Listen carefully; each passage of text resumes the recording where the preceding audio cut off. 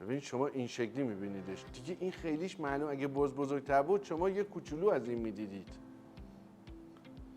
این یعنی چی؟ یعنی اینکه آدمی که میره توی جایگاهی که جایگاهش نیست یهو خودش میفهمه آقا ما اینجا هرچی حرف نزنیم بهتره، هرچی اظهار نظر نکنیم بهتره، هرچی بیخود دستور ندم من بهتره. حالا رئیس شدم، پست گرفتم، مقام گرفتم، اصلا هرچی ماشین خیلی خوب گرفته میگه بابا بذار ما سوار نشیم بهتره. ببین چیز کوچولو ازش معلوم میشه. تمام قانون زندگی آدم مات و مفقود میمونه که طبیعت اینقدر به صراحت و شفاف داره با آدم صحبت میکنه.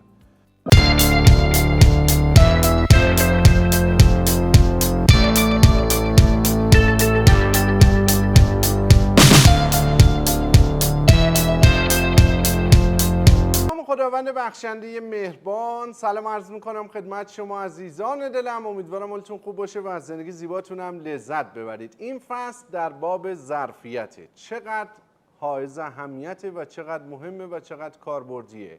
ما در این ویدئوی آموزشی میخوایم از طبیعت یاد بگیریم، من باب این موضوع ظرفیت با همدیگه آموزش‌هایی رو، برداشت‌هایی رو، استنباط‌هایی رو به صورت درست انجام بدیم تا بتونیم زندگی بهتری رو داشته باشیم. برای این گل میخوایم یک گلدون انتخاب بکنیم.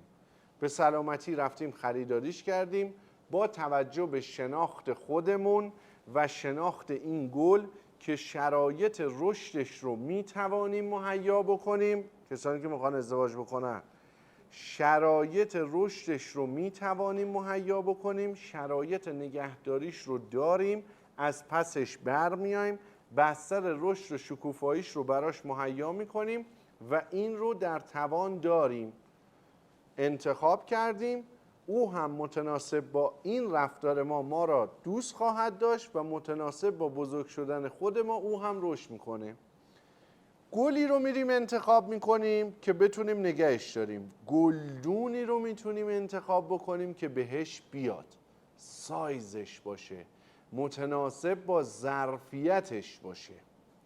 نمیتونیم بریم به یک مرتبه گلدون خیلی بزرگی رو خریداری بکنیم، چون گلدون این رو نمیتونیم توی گلدون خیلی بزرگ بذاریم، چون گلدون بزرگ خاک زیاد میخواد، آب زیادتر میخواد، ریشه تحمل این همه رطوبت رو نداره، خشک میشه، از بین میره.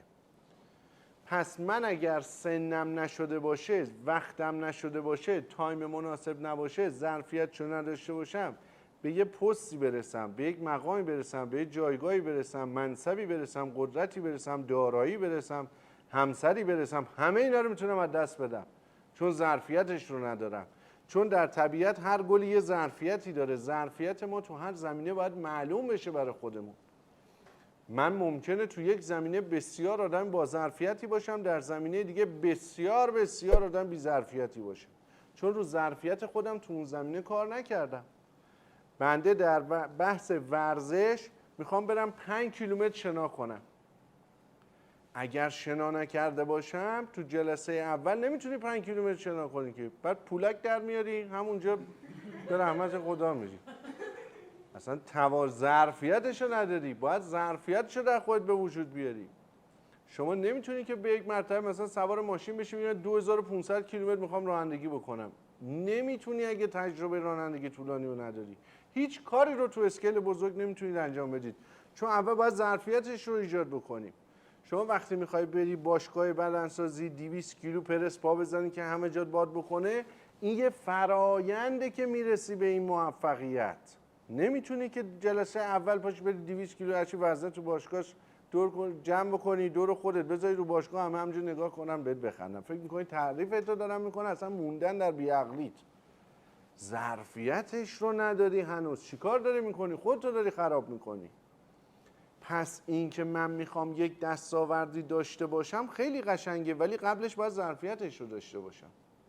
این که من میخوام توی پست بهتر باشم، مقام بهتر باشم، درآمد بالاتر، لایف استایل بهتر، فرزند اصلح، فرزند بهتر، اینا همه اول ظرفیت میخواد، فقط خواستن نیستش که. ممکنه یه چیز رو بخواهید و بهش برسید، ولی اگر ظرفیتش رو نداشته باشیم نمیتونیم نگهش داریم.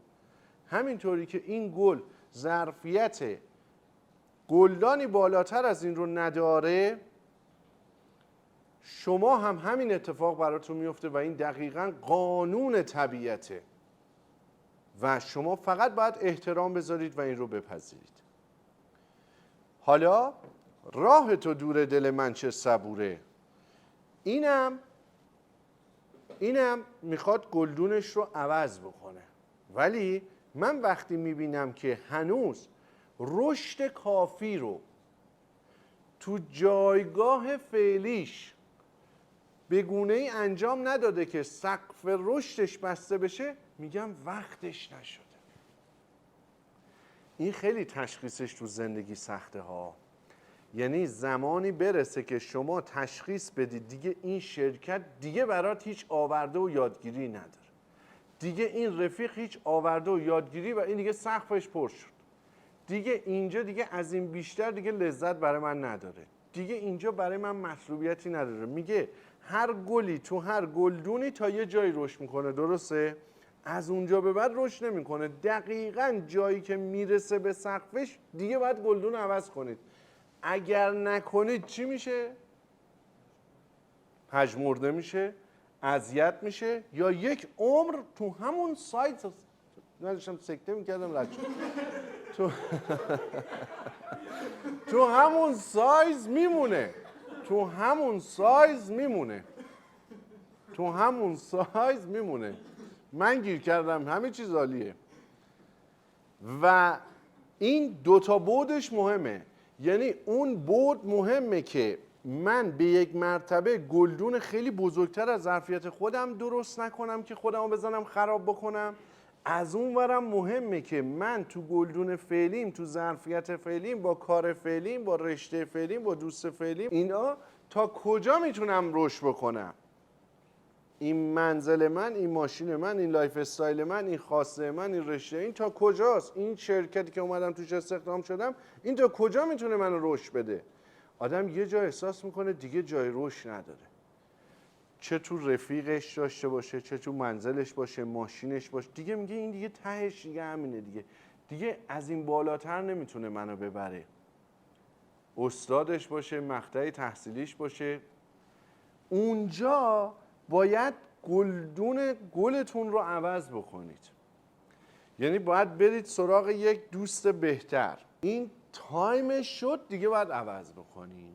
و اتفاقا قشنگی ازدواج به همینه که ما دائم چون انسانیم، چون اشرف مخلوقاتیم، بی نهایت ظرفیتمون بسته نیست، ظرفیتمون بازه، مگر خودمون رو کوچیک فرض کنیم و خودمون رو کوچیک نگه داریم. پس ظرفیت شما به شدت مهمه که تو هر چیزی ارزیابی بشه. من ممکنه توانایی خریدن فلان ماشین رو داشته باشم اما ظرفیتش رو دارم، خیر، پس نمیخرم. بنده ممکنه توانایی خرید فلان متر خونه رو داشته باشم در فلان منطقه، ظرفیتش رو دارم، خیر، پس نمیخرم. پس افراد عمدتاً بالعکسن، یعنی ظرفیت رو نداره و میخواد به دستش بیاره. بعضی هم هستن بالعکسن، ظرفیتش رو نداره و میتونه بگیره ولی نمیکنه این کارو. پس گرفتن و به دست آوردن نیست، حفظ کردنه. حالا این وقتی که بخواد بیاد تو همین گلدون، ببین نه شانس آموزشی ما گیر کرد یه گیر نمیکرد بهتر بود. این الان میافتاد اون تو، اگه گلدون پلاستیکیشو بردارید این وقت خاک دوباره اضافه میکردی بیاد بالا. چرا؟ این اگه همینطوری بدون خاک ولش بکنید اون تو، فقط یه ذره از برگش بیرون میمونه. این خیلی حرف سنگینی ها. این گل رو بعضی مفاهیم واقعا انتقالش سخته ها، زبان قاصر میشه. من الان یه ذره قاصر شدم. این گل رو توی این گلدون بزرگ، مثلا فرض کنید اگه اینقدر ارتفاع داشت مینداختید، این اینقدرش معلوم بود. ببینید شما این شکلی میبینیدش دیگه، این خیلیش معلوم. اگه بزرگتر بود شما یه کوچولو از این میدیدید. این یعنی چی؟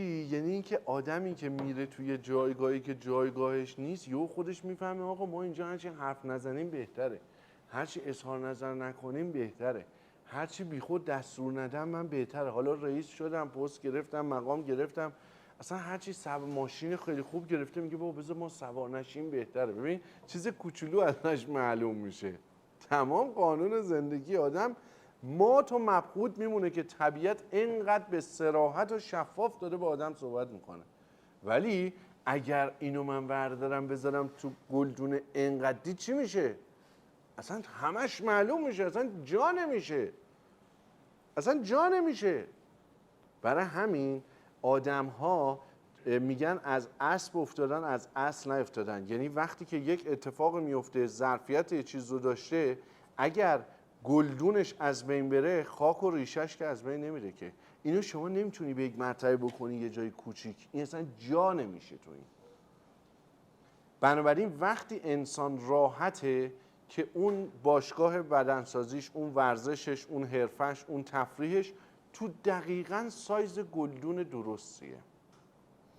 دقیقاً خاکش درسته، گلدونش درسته، خودش داره رشد پیدا میکنه و هنوز به سقف رشدش تو این ظرفیت فعلیش نرسیده، پس هنوز جای رشد داره. به آنی که ثبات و سکون رو در زندگیش احساس کرد، باید چیکار کنه؟ گلدونش عوض کنه. امروز محمد جان یه بحث قشنگی رو مطرح کرد، پیرامون این که ما یه کاری رو دائم انجام میدیم، متبحر میشیم، در عین حال هم یه کاری رو دائم انجام میدیم، به تبع تکرارش بی‌حوصله میشیم. پاسخ این چیه؟ اونجایی که بی‌حوصله میشی یعنی دیگه تو اون گلدونه دیگه جای رشد نداری، پس دیگه باید گلدون رو عوض کنی. باید کارت رو خلاقیت ایجاد بکنی، 4 تا مهارت جدید، 4 تا یادگیری جدید، 4 تا خاک بیشتر، گلدون بزرگتر، دوباره بستر رشد بیشتر. طبیعته. اگرم ما داریم هر روز انجام میدیم، مهارت پیدا میکنیم و هنوز به مرحله تکراری شدنش نرسیدیم، خستمون نمیکنه، پس هنوز تو این ظرفیته، هنوز تو این گلدونه، هنوز جا داریم برای رشد کردن. اما این ظرفیته، اینجا یه سری چیزا هست من باید بگم، میشم من دکتر، خودم میگم ولی خودم نمیتونم رعایت کنم. این ظرفیت این گلدون چقدر آبه؟ 1 پارچ آب، درسته؟ این یه مقدار آب کوچیک بدین نیاز آبش برطرف شده. من اگر 1 پارچ آب بریزم روی این هم باعث از بین رفتن این میشه، هم افتضاح یفتضح و افتضاح. اینا بعضیش سولاخ داره، این افتضاحی رو قشنگ میبینید. میخواید ببینید یا اوکیید؟ این رو من دلم نمیاد، این رو اگه آب زیاد بریزی بهش، همینجا زیرش همینجا آب کثیف میاد میزنه. میگه محبت که از حد بگذرد نادان خیال بد کند. محبت زیادی خودش آسیب هم به اون شخص هم به خودت، چون این ظرفیت این همه محبت رو نداشت، ظرفیت این همه اعتماد رو نداشت، ظرفیت این همه کمک رو نداشت، ظرفیت این پست، این مقام، این شرایط رو نداشت. پس شما نباید نعوذ بالله من الشیطان الرجیم بیای یه وقت دست بزنی به ظرفیت افرادا. نکنه به یک مرتبه یک کسی که تو گلدون کوچیک باید زندگی کنه ورش داری بیاری توی گلدون بزرگ بذاری بزنی خرابش بکنی ها. اینه که واقعاً این قسمتش برای یک فردی که بسیار بسیار مهربانه کار سختی عملی کردنش، چون از اونجا میگه که من از کجا باید خودم رو در جایگاهی قرار بدم که بخوام تشخیص بدم ظرفیت کی چقدر داره. من کی هستم که بخوام تو این جایگاه خودم رو قرار بدم؟ اصلا منیت وجود نداره. از طرفی هم میگه که خیلی خوب من مثل بارون میبارم، بعد میبینه مثل بارون باریده، حالا این ظرفیتش رو نداشته، همون داره به خودش آسیب میزنه. بنابراین این واقعا یک مشکلی هستش که فقط با تنها رفتن در بیابان حل میشه که دیگه هیچکی رو نبینی راحت زندگی تو کنی. وگرنه در خصوص رفتار با انسان ها، دوستی ها، شراکت ها، تمام مراودات، اگر این مهم رعایت نشه به شدت بستر آسیب زدن هم به اون گل هم به خودتون رو فراهم کردید. و اینکه ظرفیتمون به راحتی قابل تشخیص. اگر فکر میکنید که ظرفیتتون به راحتی قابل تشخیص نیست، شدیداً دارید اشتباه میکنید. حالا از کجا؟ من به راحتی میتونم متوجه بشم ظرفیت کوهنوردی من تا ایستگاه چنده، ظرفیت دوچرخه سواری من تا چه میزان ساعته، ظرفیت وزنه زدن من تا چه میزان. مثالام همه چیه؟ جسمیه.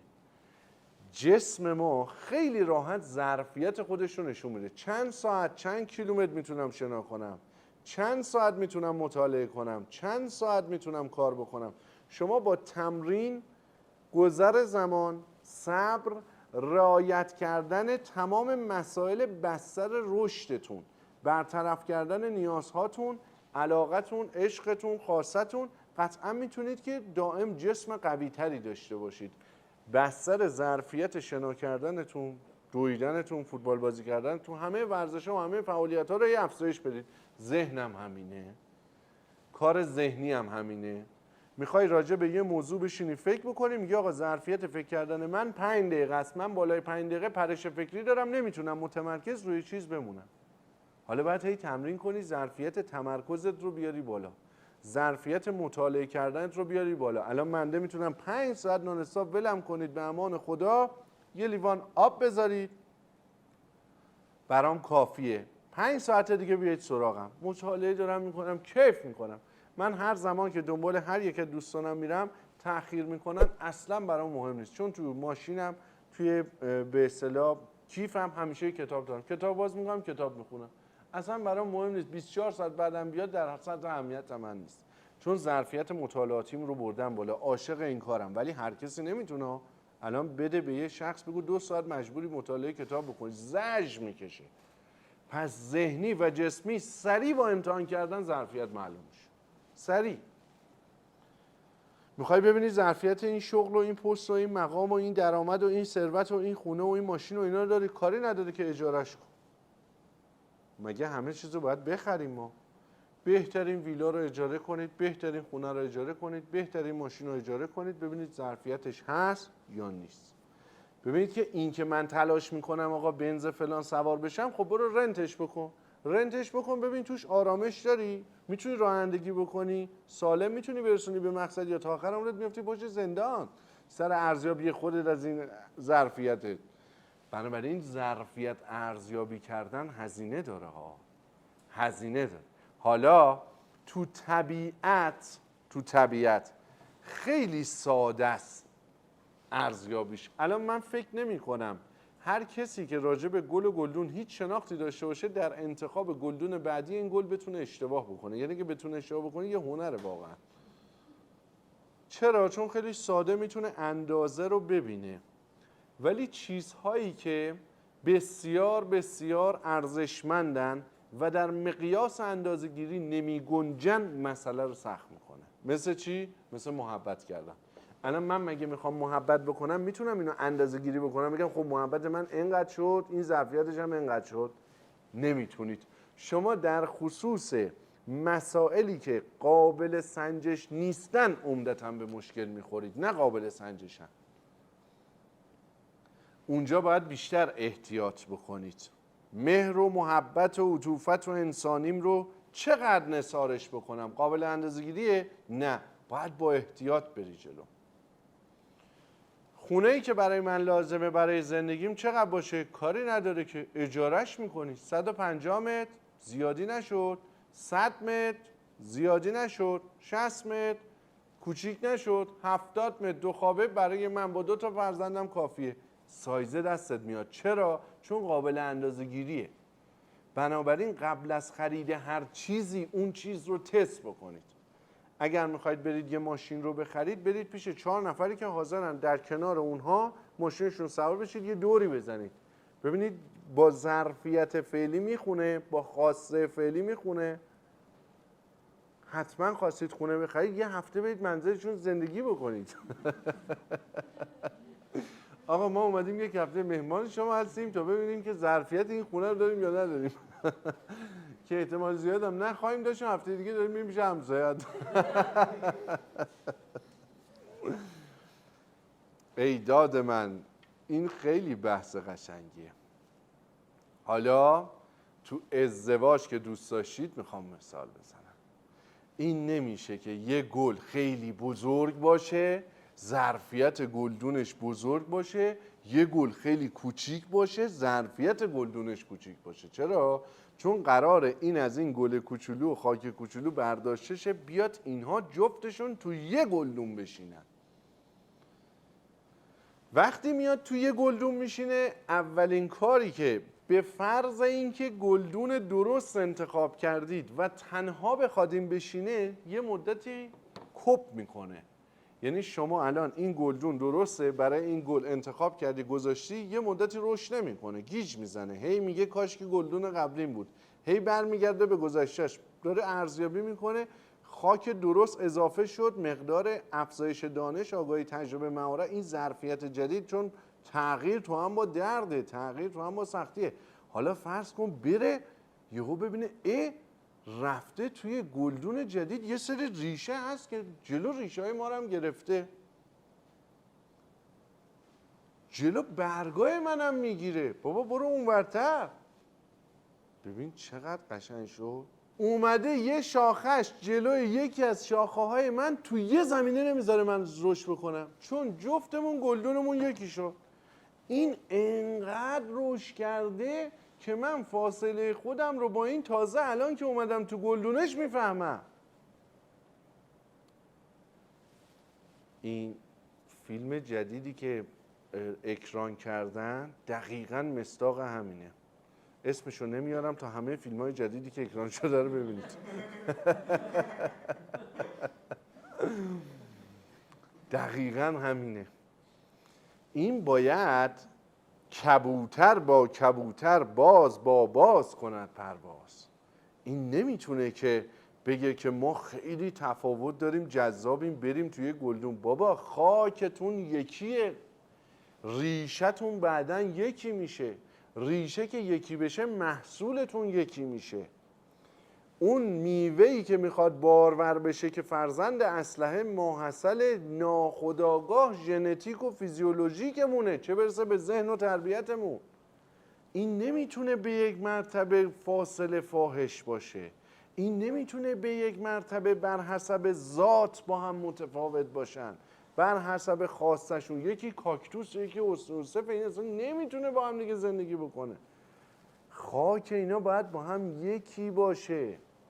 شما پاسخ درست مسائل رو تو طبیعت پیدا بکنید. برای چی دنبال آدما هستید؟ تمام ما آدما مخلوق پروردگاریم، تمام این موجودات هم مخلوق پروردگارن. نتیجه رو تو مخلوقش ببین. خیلی جاها به اشرفش رجوع نکنی بهتره. این ایهام بامزه‌ای داشت. بنابراین شما باید برای ازدواج دقیقاً کسی رو انتخاب بکنید که در خاک شما، من قراره برم تو خاک اون یا اون میاد تو گلدون من. گفت تا زمانی که ازدواج نکرده معلوم نیست بچه کجاست. وقتی ازدواج کرد رفت پیش خانم جان، تازه مشخص شد بچه کدوم محله. این یعنی چی؟ یعنی این رفت تو گلدون اون.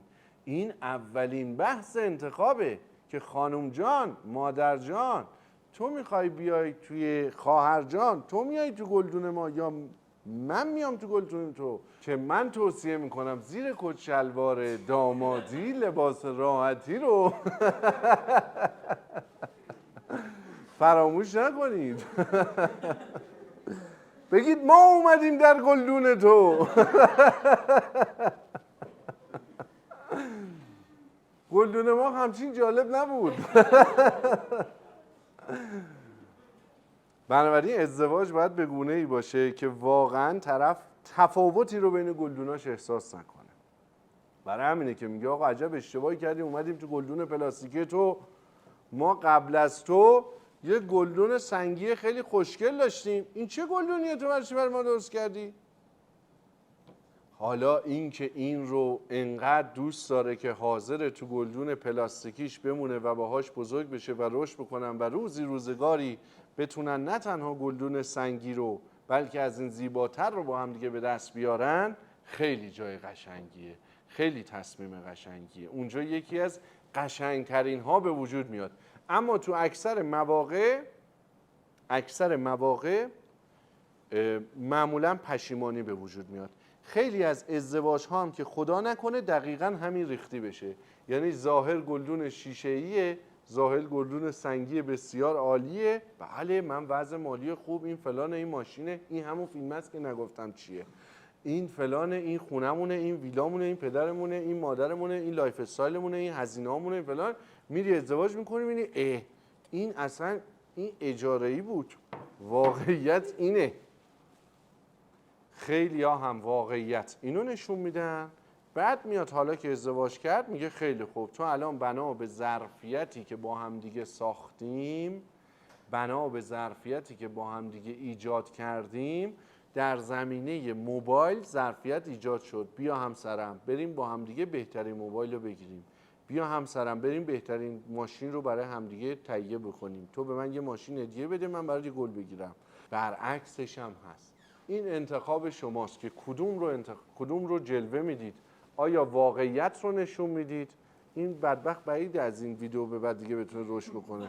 یا اینکه میاد یک چیز دیگری رو نشون میدید و چاخام پاخام میکنید اون اوایلش. خیلی مهمه که آدم بیاد tell you the truth، حقیقت رو بگه.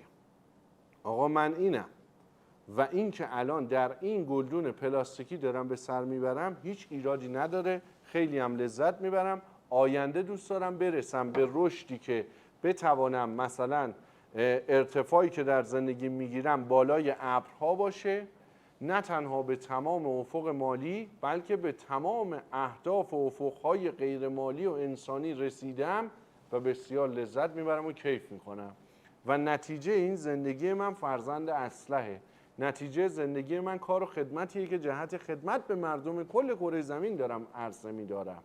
نتیجه تمام تلاش‌های من از خودگذشتگی من شکوفایی ذات و استعداد و تواناییه که پروردگار هستی به من عطا کرده و افزایش کیفیت و دانش و رفاه زندگی مردم رو ایجاد می‌کنیم که نفهمیدیم چی شد.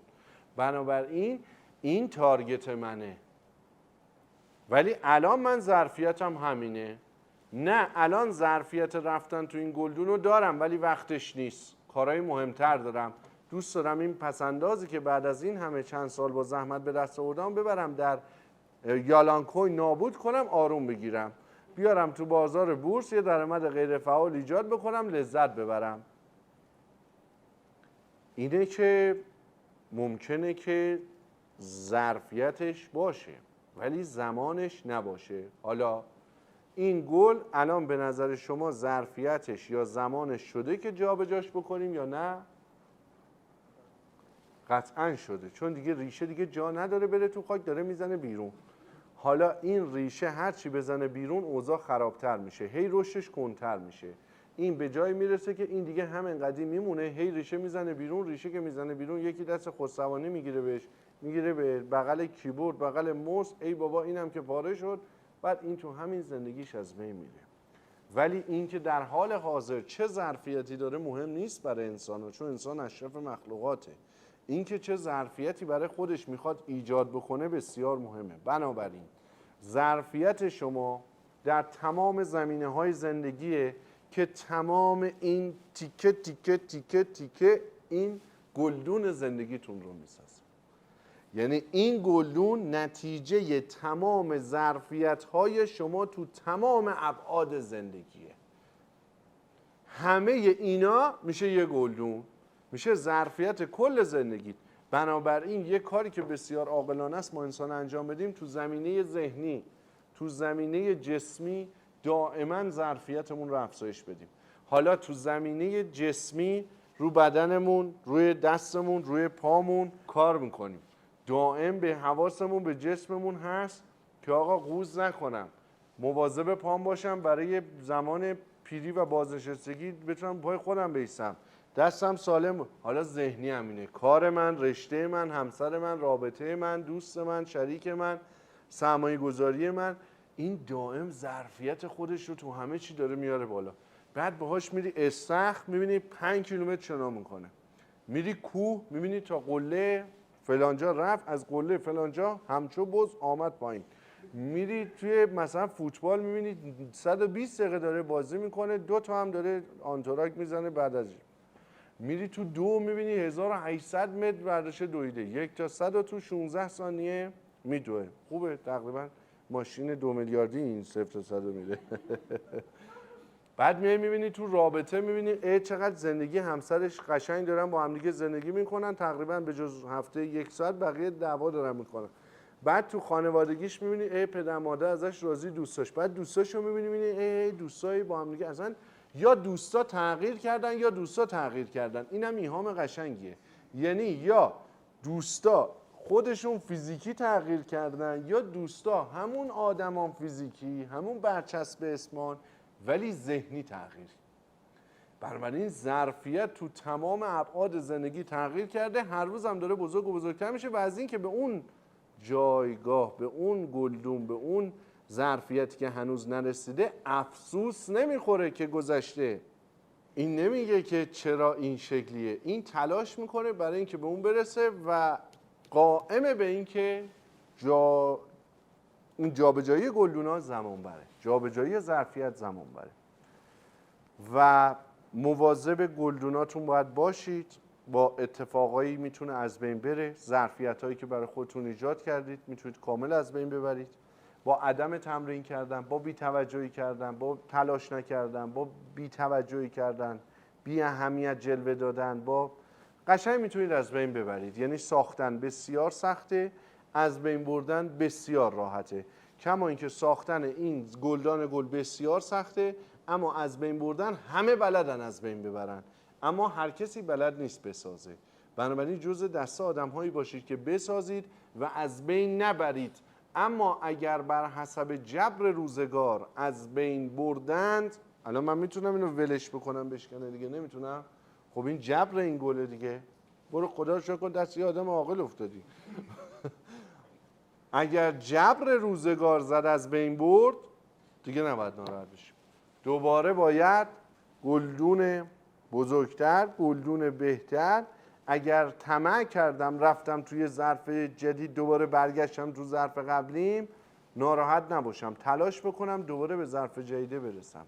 ولی عجله کردن برای ظرف جدید بدون خاک جدید اشتباه بسیار محرزیه. برای همین قبل از اینکه وارد بازار بورس بشید خاکتون رو زیاد کنید. قبل از اینکه وارد بازار سرمایه گذاری توی حوزه جدید بشید، قبل از اینکه وارد دوستیابی بشید، آشنا شدن جهت ازدواج به سلامتی، شریک شدن، سرمایه گذاری کردن، وارد یه شرکت شدن، دوست جدید پیدا کردن، خاکتون رو زیاد کنید تا اون ظرفیت و جایگاهی که میخواید به دست بیارید رو بتونید حفظ بکنید. من هرچی حفظ کرده بودم رو گفتم، حرفام تموم شد. سوالی مسئله‌ای دارید بفرمایید، در خدمتتون هستم. اگر هم ندارید از حضور گلتون مرخص بشیم که تعطیلات خیلی خوبی رو پیش رو داریم، بریم لذت ببریم. موام به هم ریخته. خب به سوالات تماما پاسخ داده شد. براتون بهترینا رو آرزو میکنم. زیر سایه پروردگار مهربان خوشحال و خندان و شاد باشید. یه گلدون گل داشته باشید. به مرور زمان توجه بکنید تو گلدونی که هست تا کی رشد میکنه، به آنی که دیدید دیگه رشد نمیکنه براش با دقت و حساسیت بالا یک گلدون سایزش، ظرفیتش انتخاب بکنید، بذاریدش اونجا، دوباره رشدش رو ببینید و ازش یاد بگیرید. دقیقاً کاری که داره میکنه رو خودتون برای خودتون انجام بدید. هر جا دیدید ظرفیت رشد متوقف شد، گلدون باید عوض شه. گلدون عوض بکنید و نترسید. با خدا باشید و پادشاهی کنید عزیزم.